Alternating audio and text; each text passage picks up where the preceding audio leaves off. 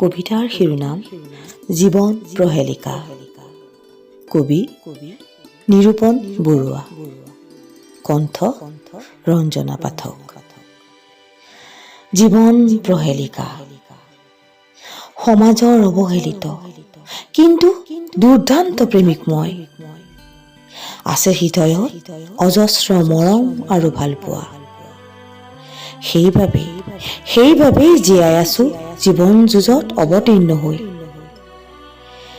ৰিণিকি অদূৰত মৃত্যুৰ বিভীষিকা দেখিও ৰৈ আছো সাহসেৰে মৃত্যুক প্ৰত্যাহ্বান জনাই। নিস্তব্ধ অমানিশা ৰাতি কটাইছো জাগৰে, নাই মোৰ অলপো ক্লান্তি। হতাশ কৰিব নোৱাৰে কোনো দুঃস্বপ্নই আহি, কাৰণ মই যে পাকৈত সৈনিক। দিনে প্ৰতিদিনে হৃদয়ত ধ্বনিত হৈছে ভালপোৱাৰ চতুৰংগী শব্দবোৰ।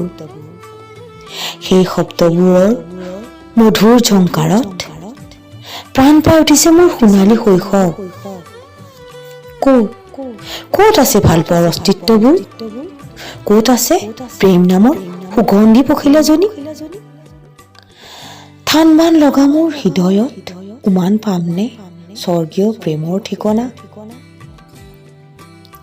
নাই, আজি মই ক্লান্ত।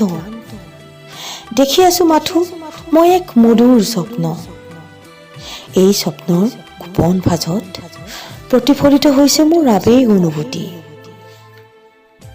বিচাৰি পোৱা নাই মই জীৱনৰ সংজ্ঞা, বিচাৰি পোৱা নাই মোৰ অস্তিত্বক।